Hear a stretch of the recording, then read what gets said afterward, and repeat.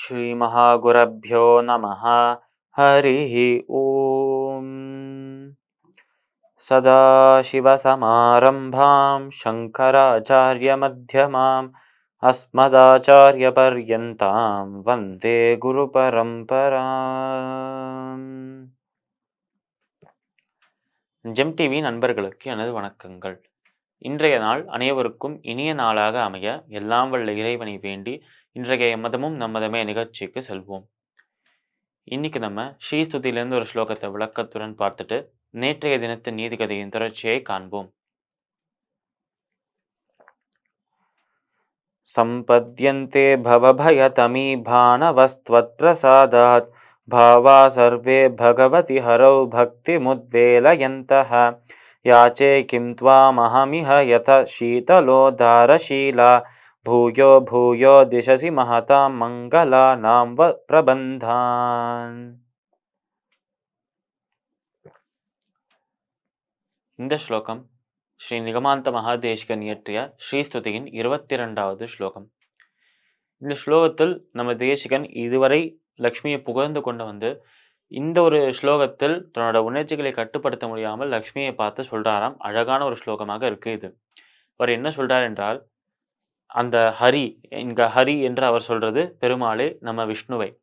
அந்த ஹரி இருக்கிறாரே, அந்த ஹரியே உன் தயவால் இருக்கிறார். அந்த ஹரியை நீ நேசிக்கும் காரணத்தினால் மட்டுமே, அந்த ஹரிக்கு உன்னுடைய பாசம் இருக்கும் காரணத்தினால், உன்னுடைய அன்பு அவர் மேல பொழியும் காரணத்தினால் மட்டுமே அவருக்கு சக்தி இருக்கு. எந்த நொடி நீ ஹரியிடமிருந்து பிரிந்து செல்கிறாயோ அது நிச்சயமாக எப்பொழுதுமே நடக்காது. ஆனால் ஒருவேளை நம்ம லக்ஷ்மி ஹரியிடமிருந்து, விஷ்ணுவிடமிருந்து, பெருமாளிடமிருந்து பிரிந்து சென்று விட்டார், நம்மளோட பெருமாளோடு தனியாக இருக்கிறார் என்றால் பெருமாளுக்கு இருக்கும் அனைத்து சக்திகளுமே லக்ஷ்மியோடு சேர்ந்து சென்றுவிடும். என்றால் லக்ஷ்மியும் பெருமாளும் இருப்பதனால் மட்டுமே அந்த பெருமாளுக்கு அந்த சக்திகள் இருக்கு, பெருமாளுக்கு அந்த அருள் கொடுக்கும் தன்மையும் இருக்கு. அந்த தெய்வீக தன்மையை இழந்து விடுவார் நம்மளோட பெருமாள் லக்ஷ்மி இல்லை என்றார். அப்பொழுது முக்கியமாக பார்க்கணும் என்றால், உலகமே பெருமாளை போற்றிக் கொண்டிருக்கும் போது சில பேர் மட்டும் லக்ஷ்மியை போற்றுகிறார்கள், சில பேர் மட்டும் லக்ஷ்மியை வழிபடுகிறார்கள் என்றால் அதற்கான முக்கியமான காரணம் அவளுக்கு நன்றாகவே தெரியும், பெருமாளின் சக்தியும் லக்ஷ்மியின் சக்தியிலிருந்து தான் வந்திருக்கு, லக்ஷ்மியின் சக்தி தான் பெருமாளின் சக்தியாக இருக்கு என்றே சொல்லலாம். அப்படி இருக்கும் உன்னிடமிருந்து, அந்த பெருமாளுக்கே சர்வலோகத்தையும் படைத்தவர் அந்த பெருமாள். பெருமாள் பிரம்மாவை படைத்தார், பிரம்மா அனைத்து லோகங்களையும் படைத்தார். அப்போ எப்படி பார்த்தாலும் பெருமாள் தான் அனைத்து லோகங்களையும் படைத்தார் என்றே சொல்லலாம்.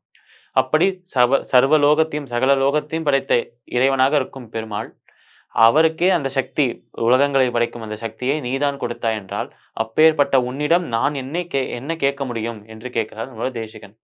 அனைத்து வல்லமையும் இருக்கு உன்னிடம் இருந்து. அப்படி இருக்கும் உன்னிடம் இது எனக்கு தேவையான சாதாரணமான கீழ்த்தனமான விஷயங்கள் நான் கேட்கலாமா? எனக்கு இதை கொடு, எனக்கு அதை கொடு, எனக்கு 3 வேளை நன்றாக சாப்பாடு கொடு, எனக்கு இந்தந்த சுகங்களை எல்லாம் தா என்று கேட்க முடியுமா? அதனால் எவ்வளவு பெரிய சக்தி உடைய உன்னிடம் நான் இந்த மாதிரி சிறிய விஷயங்களுக்கு, சிற்றின்பங்களுக்காக நான் கேட்கலாமா? அதனால் மேலான ஒன்றை கேட்கிறேன், மோட்சத்தை கொடுக்க வேண்டும் என்று தேசிகன் கேட்கிறாராம் லக்ஷ்மியை பார்த்து. அதனால் நாமும் லக்ஷ்மியிடம் வழிபடும்போது ஆரம்பத்தில், தொடக்கத்தில் நம்ம இந்த விஷயங்களுக்கு தான் கேட்போம். சிற்றின்பங்களுக்கு, எனக்கு இது வேண்டும், எனக்கு ஒரு வீடு வேண்டும், எனக்கு ஒரு கார் வேண்டும், எனக்கு சாப்பாடு வேண்டும் என்று கேட்போம். ஆனால் போக போக நம்மளோட மெச்சூரிட்டி, நம்ம அறிவு வளர்ந்து கொண்டே வர அந்த லக்ஷ்மியிடம் மோட்சம் கிடைத்தால் மட்டுமே போதும் என்றே கேட்போம். இந்த ஸ்லோகத்திற்குண்டான விளக்கம் இதுவே. இப்ப நம்ம நேற்றைய தினத்து நீதிக்கதையின் தொடர்ச்சியை காண்போம். இந்த ஒரு சிறுவன் அந்த கோவிலுக்குள்ள, அந்த கர்ப்ப கிரகத்துக்குள்ள இருக்கும் அந்த விக்கிரகத்தை பார்த்து விளையாடலாம் வா என்று கூப்பிடுறது. அப்பொழுது அந்த கர்ப்ப கிரகத்திலிருந்தோ இல்ல அங்கேயோ நம்ம நினைக்கிற மாதிரி எதுவுமே நடக்கலையாம். அப்படியே இருக்காம் எல்லாமே. இந்த குழந்தையும் சரி, நான் கூப்பிட்டது அதுக்கு கேட்கல போல இருக்கே அவனுக்கு, திருப்பி நம்ம கூப்பிட்டு பார்ப்போம் அவன என்று, உன்னை தான் கூப்பிட்டு கொண்டிருக்கேன், என் கூட விளையாட வா, கிளம்பலாம் வா என்று கூப்பிடுறதாம் இந்த குழந்தை, இந்த சிறுவன். இப்பொழுதும் எந்த ஒரு பதிலும் இல்ல. அங்க அந்த கோவில்ல யாருமே இல்லையாம். என்றால் கோவில் மூடுற சமயம்னால அங்க இருக்கும் அங்க செய்யும் அந்த பட்டர் சுவாமியும் வெளில போயிருக்கார். ஆனால் பக்தர்களும் யாரும் இல்ல. அங்க கோவில்ல செய்ய வேண்டிய அந்த பூஜாரி அவரும் வெளியில இருக்கார். அப்ப யாருமே இல்லாத சமயத்தில் இந்த ஒரு குழந்தை அந்த விக்கிரகத்தை பார்த்து கூப்பிட்டு கொண்டே இருக்கான். போய் கூப்பிட கூப்பிட வெளியில வா, டக்குனு வா, சீக்கிரமாக வா, விளையாட போணும், நேரமாறுது, விளையாடி முடிச்சுட்டு போய் சாப்பிடணும் என்று கூப்பிட்டு கொண்டே இருக்கான் இந்த ஒரு சிறுவன். இப்படி இவன் அழைத்துக் கொண்டே இருக்கும்போதும் எந்த குரலும் கேட்கலையாம். இறுதியில் ஒரே ஒரு குரல் கேட்கதாம். நான் வந்து விட்டேன் என்று சொல்றதாம் அந்த குரல். இதை யார் சொல்றா என்று அந்த குழந்தை திருப்பி ஆச்சரியத்தோட ஒரு விஷயத்தை பார்க்கறதாம். அப்படியே அந்த குழந்தை பார்த்த அந்த சிறுவன் பார்த்த அந்த விஷயம் என்ன? இந்த கதை மேலும் எப்படி நகருது? நாளை தினம் பார்க்கலாம். மீண்டும் நாளை சந்திப்போம். நன்றி, வணக்கம்.